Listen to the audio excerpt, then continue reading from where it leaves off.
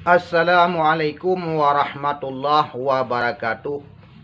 Informasi dari lentuan kepada Babandum bangsa Aceh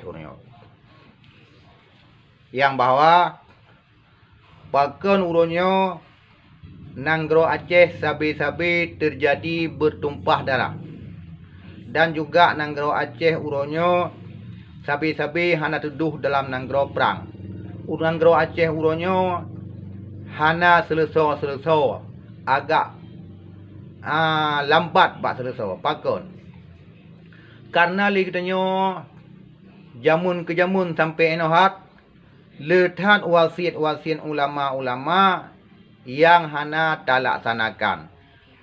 Murut dah dengar sejarah-sejarah yang bahwa salah satu ulama Abu Awi Gedah bak masanya sekitar lebih kurang 600 tahun yang lalu pernah wasiat kepada bangsa Aceh bak masanya. Nyo ke nyo ngengkot ke patih nyo terserah dro pribadi masing-masing.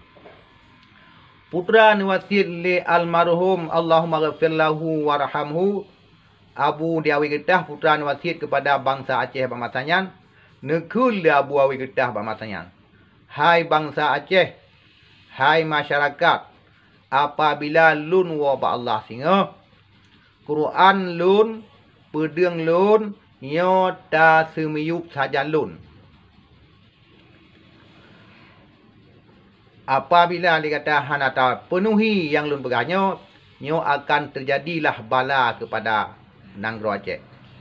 Jadi bak masanya tiba-tiba trip Abu Awi Gedah nuwa ba Allah. Wate Abu Awi Gedah nuwa ba Allah li masyarakat pamatanyan yang naji semiyup, yang naji tanom sajan adalah Quran draw gabu. Sedangkan pedang icok ipina. Karena punya pedang jamun memang kan pedang god, pedang mahai. Makanya sebab ipina. Maka pedang hai naik tanom. Sehingga kajubah wasiat Abu. Trip kemudian lewafu Abu iwalah anak Abu Awi Gedah yang na di Arab Saudi. Rupanya anak Abu Awi Gedah yang na di Arab Saudi kai debu yang bawa truk Abu sang-sang ke dia baji kejap. Gak cerita lah Abu tentang perkara wasiat. Sehingga anak Abu Awi Gedah jiwa kena Awi Gedah terus kenan jikun bak masyarakat Awi Gedah. Draw memandum masyarakat hanan patih wasiat Abu. Nyo apabila draw dengan memang kahanan patih wasiat Abu nyo bala tapre. Yang bawa Abu pernah wasiat badron yang memandum apabila gonyan wabak Allah Quran gonyan dan pedang gonyan dia tanam saja. Tetapi le draw ne Quran saja yang ditanam tetapi pedang hanan ditanam. Maka uronyo Nanggro Aceh moyo agama tetap keng pakan Quran nan tanom lagi wasiat Abu. Sedangkan Nanggro terjadi pertumpah darah. Nanggro terjadi peperangan pakan karena pedang yang wasiat ni tanom hana tanom sangkira pedang yang tanom nyo Nanggro Aceh tetap berhasil dan hana jadi bertumpah darah.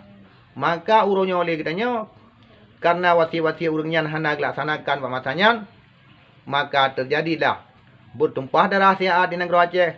Mu pakai sabi keroror, mu pakai ulama-ulama, mu pakai tungku, mu pakai masyarakat dengan pemimpin, pemimpin masyarakat, sabi-sabi Islam ka tang pakai dengan sebab hana tapatih wasiat-wasiat ulama-ulama awal. Menan cita sampai jino, boyang keperah le ulama le nio. Tak pantah hana dapatih bahkan tak caci maki kepada ulama. Makanya ke sebab-sebab Nanggro katanya agak lambat tercapai cita-cita katanya. Agak lambat tercapai cita-cita bangsa Aceh karena le wasiat-wasiat ulama yang hana talaksanakan. Nyo sagai yang dapat lun informasikan murut lun mufhum wate lun tanya babak urang-urang yang awal. Maka eno kemanteng hadanallahu wa iyyakum ajmain.